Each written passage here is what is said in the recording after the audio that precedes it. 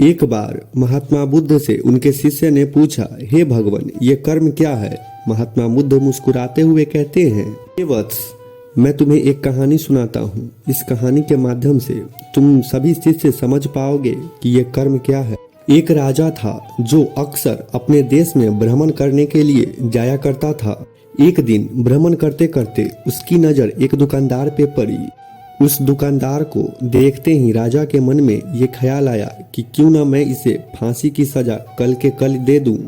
राजा ने यह बात अपने मंत्री से बताई। मंत्री यह सुनकर हैरान हो गया। मंत्री कुछ कहता तब तक राजा आगे बढ़ चुके थे और दूसरी बातें करने लगे।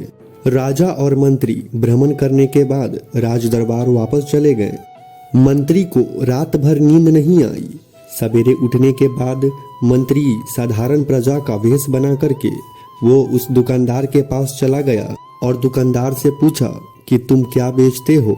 दुकानदार ने कहा, मैं चंदन की लकड़ी बेचता हूँ। फिर मंत्री आसपास के लोगों से उस दुकानदार के बारे में पूछना शुरू किया। सबने जवाब दिया, दुकानदार कभी भी किसी से बोलता नहीं है, हमेशा दुखी रहता है। मंत्री को बात समझ में आ गई। मंत्री फिर उस दुकानदार के पास गया और पूछा, तुम इतना दुखी क्यों रहते हो? दुकानदार ने बताया, मैं दुखी इसलिए रहता हूँ क्योंकि लोग मेरे दुकान पे आते हैं और चंदन की लकड़ी को सूंघते हैं और कहते हैं बहुत अच्छी है, बहुत लोग इसे खरीदते नहीं, इसीलिए मैं दुखी रहता हूँ। मंत्री उस दुकानदार की बात सुनकर खुद भाविनोर रह गया। मंत्री सोचने लगा कि भला कोई दुकानदार दुखी क्यों ना हो जब उसके सामान में कोई कमी ही ना हो और उसका सामान बिक भी नहीं रहा हो। मंत्री सोचने लगा, यह दुकानदार अपने दुवों की वजह से इतना दुखी रहता है और महाराज इसे फांसी की सजा देने पर तुले हुए हैं। अर्थात राजा के मन में आए हुए फांसी देने की सवाल की जवाब अभी तक मंत्री को नहीं मिला था।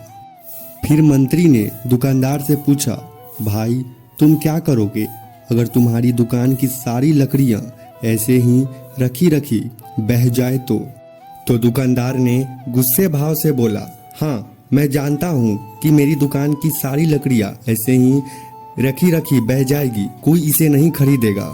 तो मैं ये सोचता हूँ कि अगर इस देश का राजा जल्दी से मर जाएगा तो मैं उसके दाह संस्कार के लिए अपनी चंदन की लकड़ी वहाँ पे ले जाऊंगा और मुझे इस चंदन की लकड़ी की भली भांति कीमत मिल जाएगी और इस बाजार के अलावा यहाँ के बाकी लोगों को भी मेरे इस चंदन की लकड़ी के बारे में पता चलता।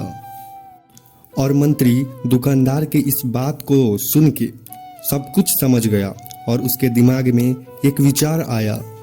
मंत्री ने दुकानदार से कुछ चंदन की लकड़ी खरीदी और इस खरीदारी से दुकानदार को कुछ पैसे भी मिल गए और वह खुश भी हो गया। और मंत्री थोड़ी देर बाद राज दरबार वापस चला गया। राज दरबार जाने के बाद मंत्री राजन से कहता है कि हे राजन, ये चंदन की लकड़ी उसी दुकानदार ने दी है जिस दुकानदार को आप फांसी की सजा देने वाले थे बिना किसी कसूर के। राजा उस चंदन को सूंघे और सूंघने के बाद बहुत ही ज्यादा प्रसन्न हुए और उन्होंने कहा, ये चंदन की लकड़ियां बहुत ही खूबसूरत हैं। दुकानदार के इस अनोखे भेंट से राजा बहुत प्रसन्न हुए और राजा ने मंत्री को कुछ भेंट स्वरूप उस दुकानदार के लिए स्वर्ण मुद्राएं दी और कहा, जाओ उस दुकानदार को ये स्वर्ण मुद्राएं देना।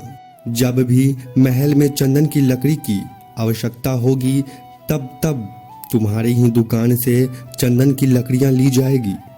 तब मंत्री ने सोचा, अब राजा को उस दुकानदार को फांसी देने की ख्याल मन में आ ही नहीं सकता, क्योंकि अब तो राज दरबार की सारी चंदन की लकड़ियां जो उपयोग होंगी वो सारी ठेके तो उस दुकानदार को दिए जा रहे हैं। मंत्री स्वर्ण मुद्राएं को लेकर के वापस उस दुकानदार की ओर चल दिया और इस तरह राजा एक विचार में पड़ गया कि वह दुकानदार तो बहुत ही अच्छा इंसान है वह सोच रहे थे कि जब मैं इसे सोच रहा था कि कल इसे फांसी देना है, शायद उस वक्त वो दुकानदार ये सोच रहा था कि राजन मेरे दुकान के सामने पहली बार आए हैं, क्यों न राजन को कुछ उपहार दिया जाए। और आज उसने मुझे उपहार के स्वरूप इस चंदन की लकड़ी भेंट भी किया है, और मैं उस भले इंसान को फांसी देने के बारे में सोच रहा था।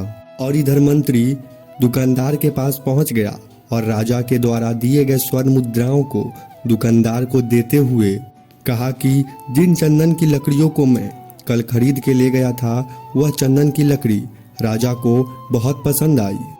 राजन ने इनाम के तौर पर तुमको कुछ स्वर्ण मुद्राएं दिए हैं। तो दुकानदार मन ही मन खुश होने लगा।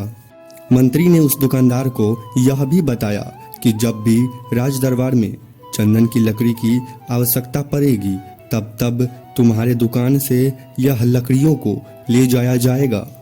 और दुकानदार मंत्री की यह बात सुनकर बहुत बहुत बहुत ज्यादा खुश हो गया।